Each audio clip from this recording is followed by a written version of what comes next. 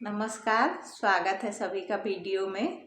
इस वीडियो में आप सुनेंगे महाशिवरात्रि कब है, महाशिवरात्रि की व्रत कथा और भगवान शिव और पार्वती जी के विवाह की कथा। तो देखिए, महाशिवरात्रि 15 फरवरी को है। 2026 में महाशिवरात्रि 15 फरवरी को है और उस दिन सभी लोग व्रत रखते हैं। ये तो हम सभी जानते हैं। भगवान शिव की पूजा करते हैं, मंदिर जाते हैं और बच्चे भी अगर बड़े हैं तो 12-15 साल से बड़े हैं तो उनसे भी व्रत रखवा सकते हैं, क्योंकि सभी लोग रखते हैं। जिनकी कुछ विशेष परिस्थिति है, बीमार हैं, बुजुर्ग हैं, बहुत छोटे बच्चे, वो ही नहीं रखते हैं। बाकी ज़्यादातर लोग उस दिन व्रत रखते हैं और भगवान शिव की पूजा करते हैं। फलाहारी व्रत होता है तो फल जल फल से इस व्रत को कर सकते हैं। तो चलिए सुन लेते हैं कथा। शिवरात्रि व्रत की प्रचलित कथा इस तरह से है कि बहुत प्राचीन समय की बात है। एक गरीब ब्राह्मण था जो अत्यंत शिव भक्त था और भगवान शिव की बहुत ही श्रद्धा से पूजा सेवा करता था। एक दिन किसी कारणवश उसे जंगल जाना पड़ा और रास्ता भटक गया। रात हो गई। भूख प्यास से व्याकुल होकर वह एक बेल के पेड़ के नीचे बैठ गया। उसी पेड़ के नीचे शिवलिंग स्थापित था, लेकिन उसे इसका ज्ञान नहीं था। भय और बेचैनी में उसने जागते रहने के लिए, मतलब उसको ऐसा डर था कि मैं सो जाऊंगा अगर तो कोई मुझे हानि पहुंचा देगा, जंगली पशु पक्षी, तो वो जागता रहे, इसलिए पेड़ से बेलपत्र तोड़ तोड़ कर नीचे गिराने लगा कि इस बहाने में जागता रहूंगा। संयोगवश वे सभी बेलपत्र शिवलिंग पर गिरते गए।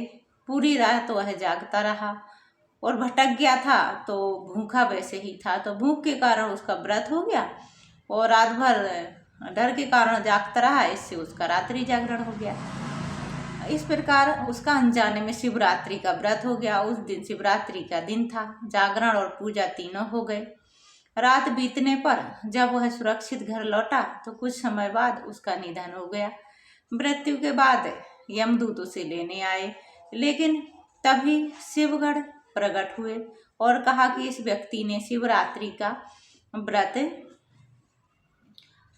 किया है और पूजा की है, इसलिए इसे शिवलोक ले जाया जाएगा। इस प्रकार अनजाने में भी सच्ची भक्ति से उसे मोक्ष मिल गया। ऐसा उत्तम शिवरात्रि का व्रत है। अब इस कथा का क्या संदेश है, तो देखिए, भगवान शिव भाव के भूखे हैं, विधि के नहीं।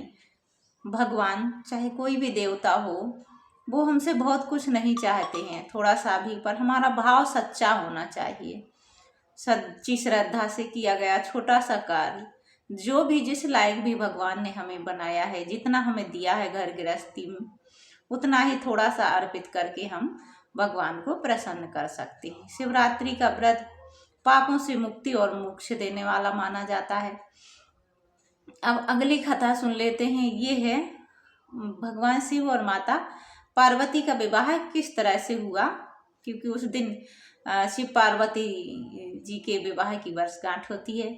तो सती माता की योग अग्नि में विलीन होने के बाद, माता जो सती थी, जो दक्ष की पुत्री थी, तो ये कथा अपन सबने सुनी ही है कि यज्ञ किया था दक्ष ने, पर माता को, शिव जी को नहीं बुलाया था, माता को नहीं बुलाया था। जब वो बिना बुलाए चली गई तो उन्हें काफ़ी अपमान महसूस हुआ माता सती को, और योग अग्नि से उन्होंने अपना शरीर वहीं भस्म कर दिया था।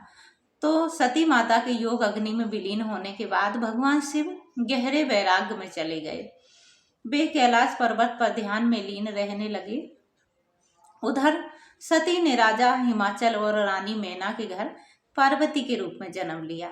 सती माता ने जो अपना शरीर त्याग दिया था, उनका पुनर्जन्म हुआ राजा हिमाचल और मैना रानी के घर। बचपन से ही पार्वती जी का मन केवल भगवान शिव में रमा हुआ था। तपस्या बहुत की उनने। माता पार्वती ने शिव को पति रूप में पाने के लिए कठोर तपस्या की। उन्होंने वर्षों तक निराहार रहकर शिव का ध्यान किया। उनकी तपस्या से प्रसन्न होकर भगवान शिव प्रकट हुए और उन्हें पत्नी रूप में स्वीकार करने का वरदान दिया। अब यहाँ पर नारद जी ने जो मुख्य भूमिका निभाई, तो जब हिमांचल ने एक बार नारद जी को बुलाया, पुत्री उनकी बड़ी हो गई, माता बड़ी हो गई, तो हिमांचल ने बुलाया कि मेरी पुत्री के हाथ देखिए कैसा इन्हें वर मिलेगा, कैसा इनका जीवन बीतेगा। तो देवर्षि नारद की हिमालय के दरबार पहुंचे और पार्वती के गुणों का वर्णन किया। उन्होंने बताया कि शिव ही उनके योग्य वर हैं। राजा हिमालय ने इसे ईश्वर की इच्छा मानकर विवाह हेतु सहमति दे दी, क्योंकि भगवान शिव का ये जो आभूषण, रंग, जो उनका वेशभूषा देख के कोई भी माता पिता सोच सकता है, पर वो परमेश्वर हैं, जगत पिता हैं। तो ये जानकर हिमाचल ने शिव जी और पार्वती जी के विवाह की अनुमति दे दी। भगवान शिव जब अपनी बारात लेकर जा रहे थे तो बहुत ही उनकी बारात अजीब थी। भगवान शिव की बारात अत्यंत विचित्र थी। भूत प्रेत, पिशाच, गण, नाग, डमरू, भस्म, जटाधारी शिव बारात देखकर रानी मैना घबरा गई और मूर्छित हो गई। तब भगवान विष्णु ने शिव को सुंदर दूल्हे के रूप में प्रकट किया, ताकि माता पार्वती और उनके माता पिता संतुष्ट हो सकें। अब ये विवाह की जो तिथि है वो यही है, जो महाशिवरात्रि की तिथि रहती है फाल्गुन मास की। तो फाल्गुन मास की त्रयोदशी तिथि को विधि विधान से शिव पार्वती का विवाह संपन्न हुआ। देवताओं ने पुष्प वर्षा की, तीनों लोकों में आनंद छा गया। यह विवाह तपस्या और गृहस्थ जीवन के संतुलन का प्रतीक है।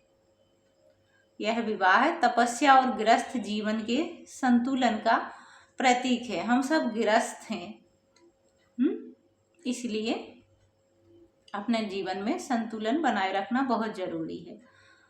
इस कथा से हमें क्या शिक्षा मिलती है? तो देखिए, सच्चा प्रेम त्याग, तप और धैर्य से पूर्ण होता है। जो सच्चा प्रेम होता है वो त्याग, तपस्या और धैर्य से अवश्य पूर्ण होता है।